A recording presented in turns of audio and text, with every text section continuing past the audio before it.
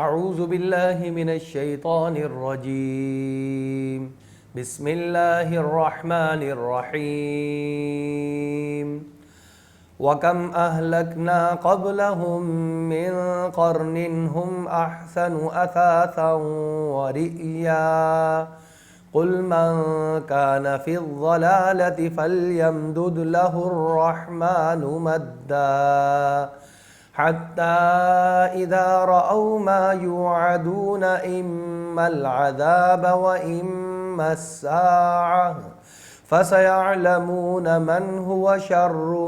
مَكَانًا وَأَضْعَفُ جُنْدًا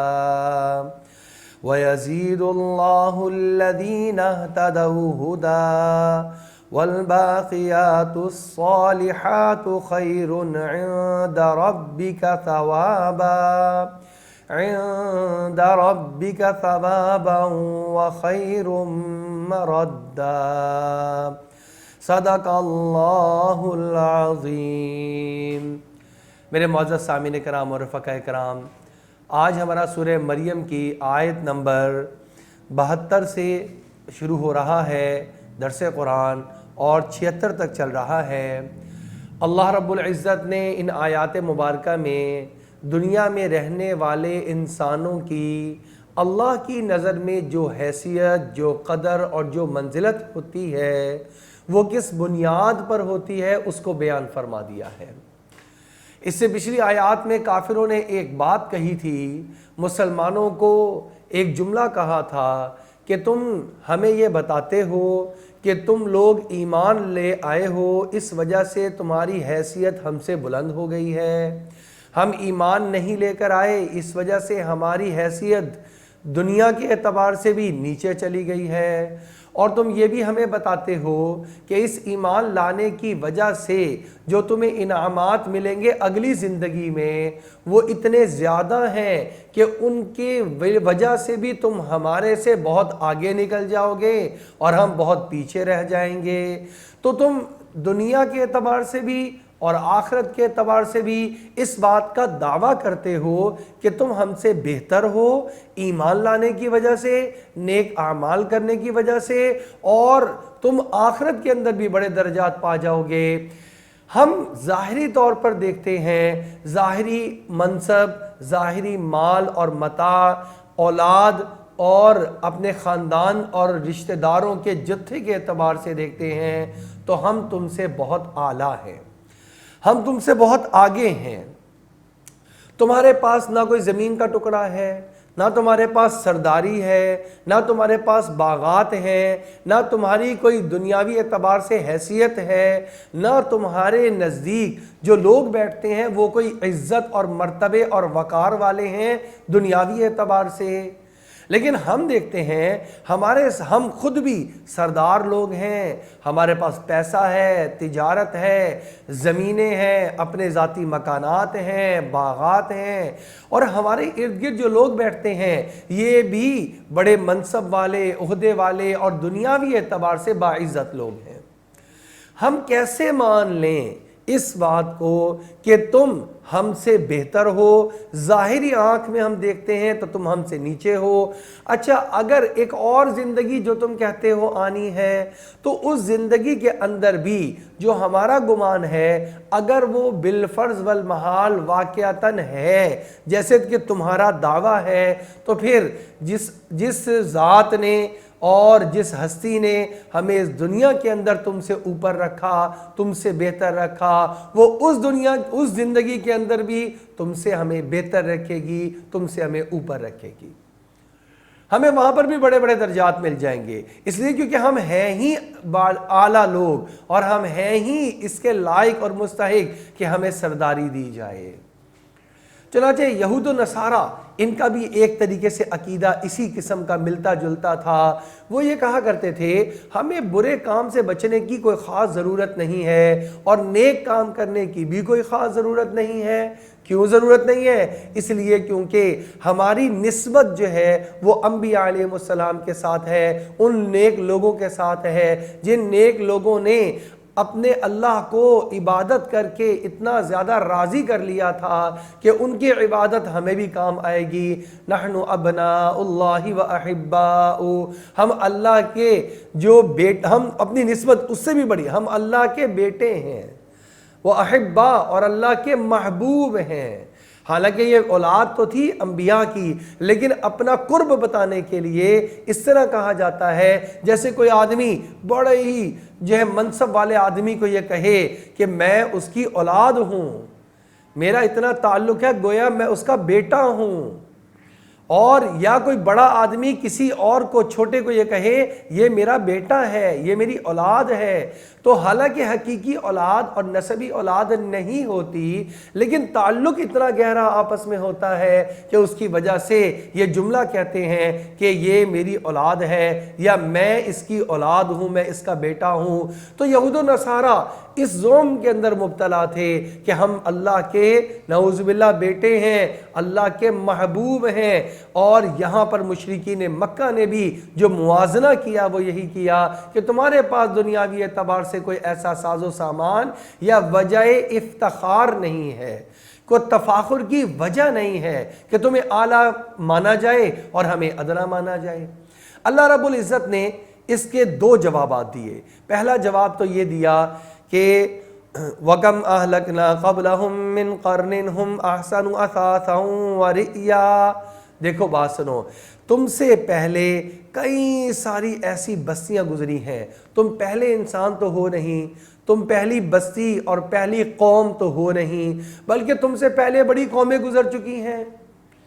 آدم علیہ نبینا وعلیہ الصلاۃ والسلام سے ہمارے پاس جو تاریخ موجود ہے، ہسٹری موجود ہے، قرآن پاک اور احادیث مبارکہ سے جو تفصیل معلوم ہوتی ہے، اس سے ہمیں پتہ چلتا ہے کہ بے شمار اقوام آئیں، ان کی طرف بے شمار انبیاء تشریف لائے، وہ انبیاء علیہم الصلاۃ والسلام اپنی اپنی قوموں اور امتوں کو سمجھاتے رہے، اور ان کی قوموں نے جتنے بھی لوگ تھے ان میں دو حصے ہو گئے۔ ایک وہ لوگ تھے جو کہ بات کو ماننے والے تھے، تسلیم کرنے والے تھے، ایمان لانے والے تھے۔ دوسرے وہ لوگ تھے جو کہ بات کا انکار کرنے والے تھے، منکر بنے اور کافر بن گئے۔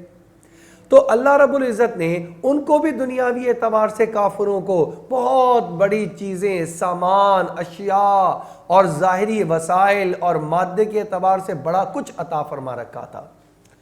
بلکہ وہ تم سے زیادہ مالدار تھے، تم سے زیادہ زمینوں والے تھے، تم سے بڑے سردار تھے، ان کی سرداری تم سے بڑی تھی،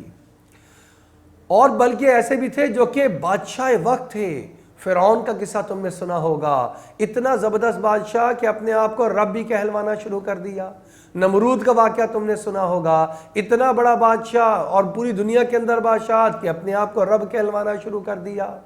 اس کے علاوہ بہت لوگ شداد گزرے ہیں، اور پتہ نہیں کتنے کتنے لوگ گزرے ہیں کہ جنہوں نے قوموں نے انکار کیا۔ اللہ رب العزت نے ان کے بادشاہی سمیت، ان کے ساز و سامان سمیت، ان کی مالداری اور سرداری سمیت ان کو ہلاک کر دیا۔ لہٰذا تمہارے پاس تو کوئی دلیل نہیں ہے کہ تم ہم سے بہتر ہو، دنیاوی اعتبار سے جو بہتر ہو تم کافر لوگو، تو یہ ظاہری اعتبار سے، دنیاوی اعتبار سے بہتر ہونا کوئی بہتری کی علامت نہیں ہے۔ اس لیے کیونکہ قرآن پاک میں اللہ رب العزت نے اس کے بارے میں بھی بیان فرمایا ہے کہ فَلَا تُعْجِبْكَ أَمْوَالُهُمْ وَلَا أَوْلَادُهُمْ، آپ کو ان کی مال کی کثرت اور اولاد کا زیادہ ہونا تعجب میں مت ڈالے، یہ تو اللہ نے ان کو دنیا کی زندگی میں ہی عذاب دینے کے لیے مال کی کثرت کی ہے اور اولاد کی کثرت کی ہے۔ اور ان لوگوں کا حال یہ ہوتا ہے کیونکہ لالچ سے بھرے ہوئے ہوتے ہیں تو اپنے مال کو خرچ نہیں کرتے اور مال کی حفاظت کرنے میں ایسے لگے رہتے ہیں اور اس کو بڑھانے میں ایسے لگے رہتے ہیں کہ پریشانیاں ہی پریشانیاں ان کے اوپر حملہ کیے ہوئے ہوتی ہیں۔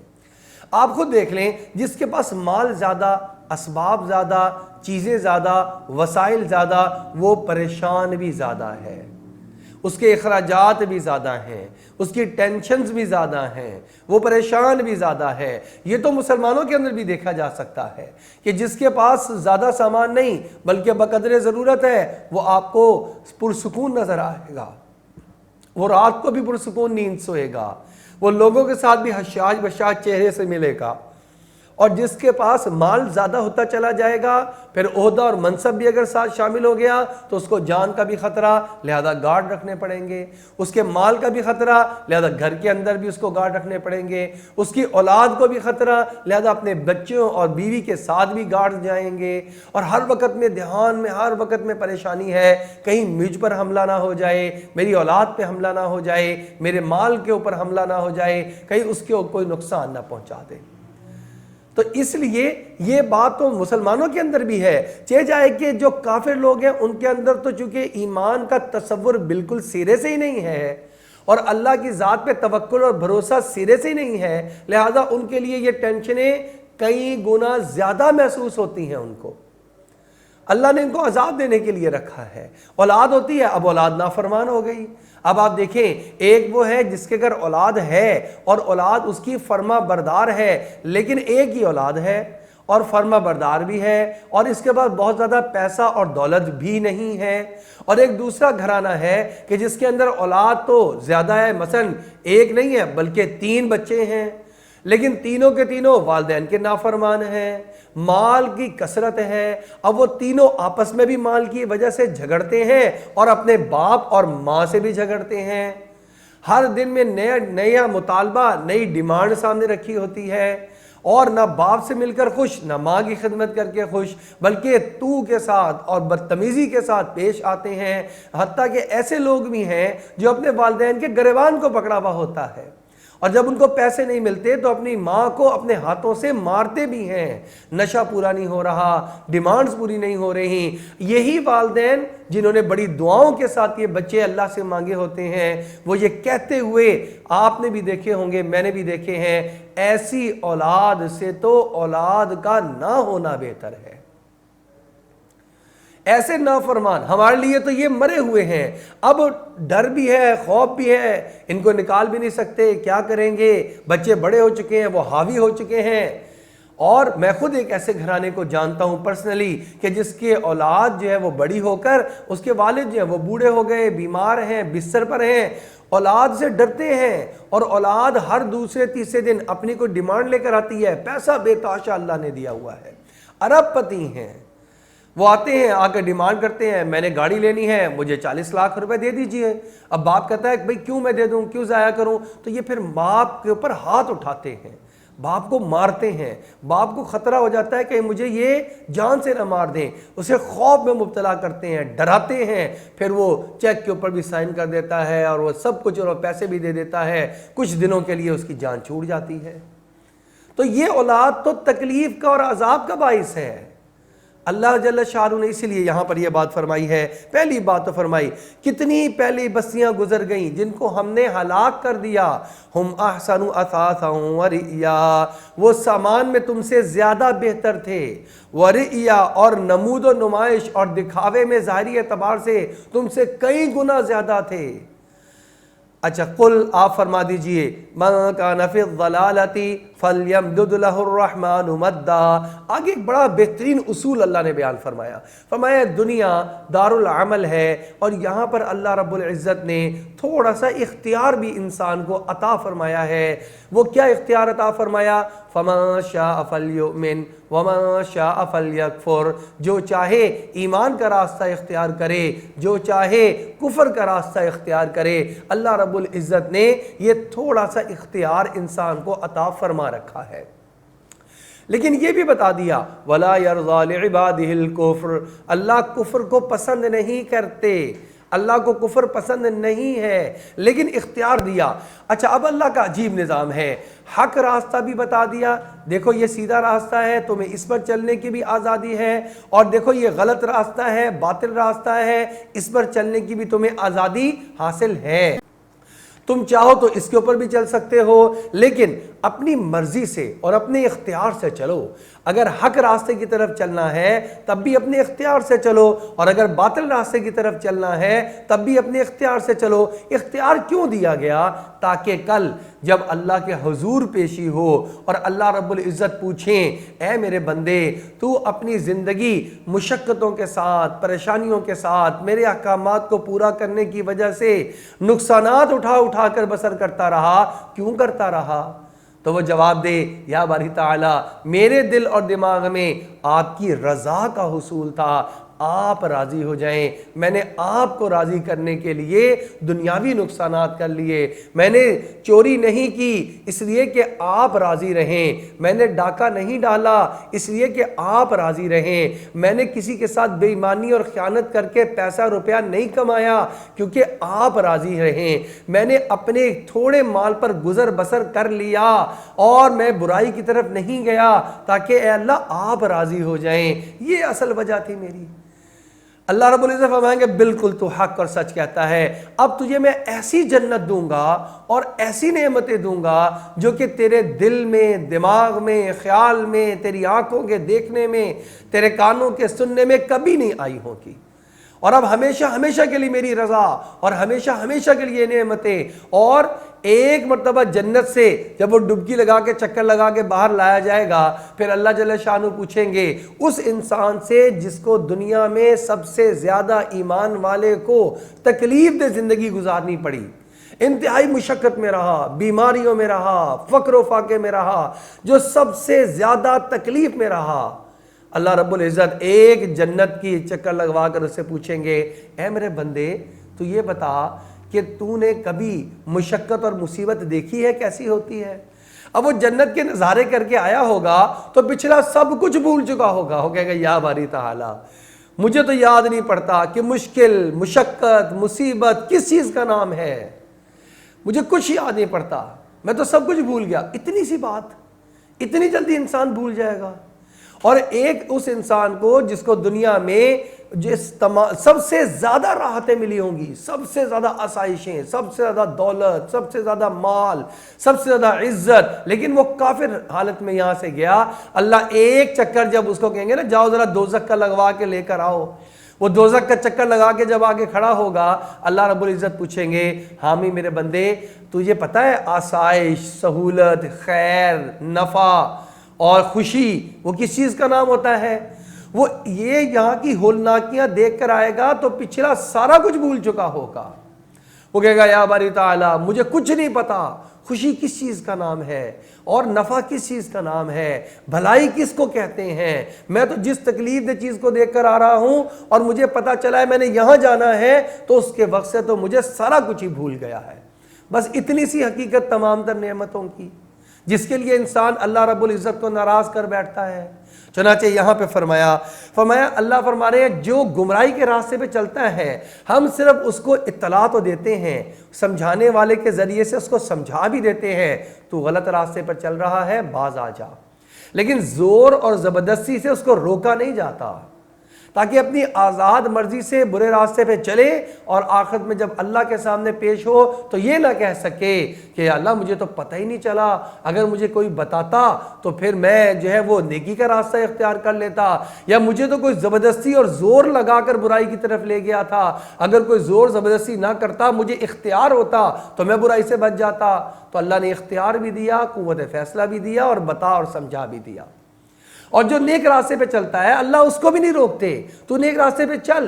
اور وہ چلتا رہتا ہے تاکہ اللہ کے پاس جب حاضر ہو اور اللہ جل شانہ اس سے پوچھیں تو وہ یہ کہہ سکے یا باری تعالیٰ مجھے اپنی آزاد مرضی اور اختیار سے اچھا لگا تھا تیرا راستہ، میں نے اس کو اختیار کر لیا، مجھ میں کوئی جبر نہیں تھا۔ اللہ رب العزت اسی چیز کو پسند کرتے ہیں۔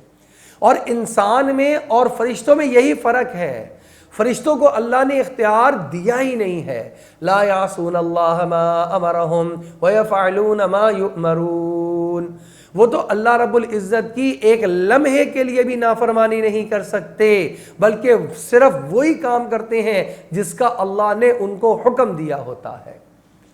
ان کو تو اختیار ہی حاصل نہیں ہے کہ وہ اللہ کے حکم عدولی کر سکیں، جس کو اختیار ہی حاصل نہیں اس کا کمال بھی نہیں ہے۔ اس کو ایک مثال سے سمجھیں. ایک آدمی اگر اس سے کہا جائے, اس کے بارے میں کوئی کہے جناب یہ وہ شخص ہے جس آدمی نے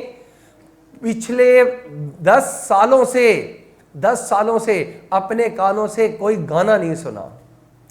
اس نے 10 سالوں سے اپنی آنکھ سے کوئی بے حیائی نہیں دیکھی, اس نے بدنگاہی نہیں کی,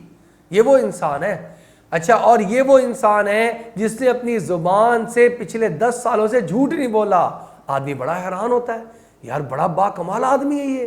کیسے کیا اس نے؟ انہوں نے کہا جی اس طرح کیا کہ یہ چونکہ قتل کے مقدمے میں سزا پا رہا تھا لہٰذا یہ جیل میں تھا, اور جیل میں بھی اس کو کال کوٹری میں الگ بند کیا ہوا تھا جہاں پہ اس کے ساتھ کوئی اور نہ بات چیت کرنے والا نہ ملاقات کرنے والا, لہٰذا وہاں پہ نہ اس نے گانا سنا پچھلے 10 سال سے, نہ اس نے جھوٹ بولا, نہ اس نے کسی کو گالی نکالی. بھئی کوئی سامنے ہوتا تو یہ جھوٹ بولتا اس کے ساتھ. اس نے بد نظری اور بدنگاہی نہیں کی. بھائی یہ بدنگاہی کرنے پر قادر ہی نہیں تھا, یہ تو اس کا کوئی کمال نہیں ہے. ان 10 سالوں میں اس نے اگر یہ گناہ کے کام نہیں کیے تو اس کو تو اختیار ہی نہیں تھا. اصل مسئلہ تو اس شخص کا ہے جو باہر آزادی کے ساتھ رہ رہا تھا اور اس نے 10 سال کیا 1 سال ہو گیا جس نے جھوٹ نہیں بولا. اس کا کمال ہے کیونکہ اس کو اختیار تھا, لوگوں سے مل رہا تھا, جھوٹ بول سکتا تھا, اس نے جھوٹ نہیں بولا. اس نے 1 سال سے بد نظری نہیں کی, اس کا کمال ہے, اس لیے کہ یہ بازار بھی جاتا رہا, یہ جو ہے موٹر سائیکل بھی چلاتا رہا, گاڑی بھی چلاتا رہا, مواقع بھی آتے رہے, لیکن اس نے بد نگاہی اور بد نظری سے اپنے آپ کو بچایا. اس کا کمال ہے. تو فرشتوں کے نیک اعمال پر ان کا کمال اس لیے نہیں کیونکہ ان کو ان کے کرنے یا نہ کرنے کا اختیار نہیں ہے, انہوں نے تو کرنا ہی کرنا ہے. انسان کو اختیار دیا اللہ نے, اسی لیے انسان کا درجہ فرشتوں سے بلند بنا دیا گیا. لقد خلقنا الانسان فی احسن تقویم, سب سے بلند کر دیا اس کو, اس لیے کہ اختیار کے ساتھ کر رہا ہے. یہ اس کی ہم نے روزہ رکھا ہے, ہم نے اپنی اختیار کے ساتھ روزہ رکھا ہے. چاہتے تو نہ رکھیں, چاہیں تو رکھ لیں. رکھا کیوں رکھا؟ اللہ راضی ہو جائے. اللہ کو یہ بڑا پسند ہے, اللہ کو یہ بات بہت پسند ہے. چنانچہ اللہ رب العزت فرما رہے ہیں, قل آپ فرما دیجئے من کان فی الضلالہ, جو کہ گمراہی میں بھٹکتا ہے, فلیمدد لہ الرحمن مدا, اللہ بھی رحمان بھی اس کے لیے ڈھیل کو لمبی کر دیتا ہے, رسی لمبی کر دیتا ہے. وہ چلتا رہتا ہے برائی کے اندر, اللہ اس کو روکتے نہیں ہے زبردستی. حتی اذا رأوا ما یوعدون, یہاں تک کہ وہ دیکھ لیتا ہے جو اس سے وعدہ کیا گیا ہوتا ہے. بھئی تو اس راستے پہ برے پہ چلے گا تو پھر تجھے عذاب آئے گا. وہ چلتا رہتا ہے یہاں تک کہ اما العذاب, یا تو واقعی اپنے سامنے عذاب کو دیکھ لیتا ہے, وَإِمَّا السَّاعَ, یا پھر قیامت کو اپنے سامنے دیکھ لے گا. انجام اپنے سامنے دیکھتا ہے, انجام کے دیکھنے تک وہ برائی کے راستے پہ چلتا رہتا ہے. اللہ بھی اس کی رسی کو ڈھیل دیتے رہتے ہیں اور یہ چلتا رہتا ہے تاکہ آگے بڑھتا رہے, اپنے اتمام حجت ہو جائے, اپنے کمال کو پہنچ جائے, تاکہ سزا ملے تو بھرپور ملے اور اس کو کسی قسم کا عذر نہ ہو کہ مجھے موقع نہیں مل سکا, مجھے اختیار نہیں مل سکا. اور فَسَيَعْلَمُونَ مَنْ هُوَ شَرٌّ مَكَانًا, پھر ان کو پتہ چلے گا کہ مکان کے اعتبار سے شر میں سب سے زیادہ کون ہے. انہوں نے اوپر کہا تھا کہ کون ہے خیر مقاما, اچھے مقام کے اعتبار سے. دنیا کے اعتبار سے دیکھو کس کے مکان زیادہ اچھے, عزت اور مقام کے اعتبار سے کون زیادہ اچھا, ہم کافر زیادہ اچھے, تم ایمان والے ہم سے نیچے درجے کے. اللہ فرما رہے ہیں یہ تو دنیاوی ساری معاملے ہیں, جس دن تم قیامت کو دیکھ لو گے اس دن پتہ چلے گا کون بڑے درجے پر ہے, کون احسن مقام پر ہے اور کون شر مکان پر ہے. اور یا تمہیں عذاب جب آ کر گھیر لے گا اور تم اسے پکڑے جاؤ گے پھر پتہ چلے گا. چنانچہ فرمایا وَأَضْعَفُ جُنْدًا, اور کس کی فوج کمزور ہے. آج تم کہتے ہو ہمارے جو خاندان, رشتہ دار, ہماری پارٹی, ہمارے ساتھ بیٹھے ہوئے لوگ طاقتور, اور تم مسلمانوں تم کمزور, تم جو ہے وہ کیا کہتے ہیں اپنے اعتبار سے تمہارے پاس کوئی طاقت نہیں, کوئی جتھا نہیں, کوئی فوج نہیں. اللہ رب العزت فرما رہے ہیں یہ یہاں نہیں پتہ چلے گا, یہ تو جب اللہ کی پکڑ آئے گی یا قیامت کا دن ہوگا تب پتہ چلے گا کہ کس کا مکان احسن اور کس کا شر ہے, اور کس کی فوج مضبوط اور کس کی کمزور ہے. اور دوسری بات فرمائی، یہ تو کافروں کے ساتھ ہے کہ اللہ کافروں کی ڈھیل کو لمبا کرتا رہتا ہے۔ اچھا ایمان والے جو ہیں ان کے جب وہ ایمان کے راستے پر چلتے ہیں تو اللہ ان کے لیے ان راستوں کو آسان کرتے رہتے ہیں تاکہ یہ بھی آگے بڑھتے چلے جائیں۔ نبی اکرم صلی اللہ علیہ وسلم کی حدیث مبارکہ جس کا مفہوم یہ ہے، ایک نیکی دوسری نیکی کو کھینچتی ہے۔ ایک آدمی مثال کے طور پر اگر روزہ رکھنے کا ارادہ کرتا ہے تو اس نے نیکی کا ارادہ کر لیا، اب وہ روزہ رکھنے کے لیے صبح اٹھتا ہے، سحری کھاتا ہے، سحری کا کھانا اپنی جگہ پر نیکی کا کام اور عبادت کا کام ہے، لہٰذا ایک اس نے نیت کی روزے کی، ایک نیکی نے دوسری نیکی کو کھینچا اور اس نے سحری کا کھانا کھایا، اس کو اجر و ثواب ملا۔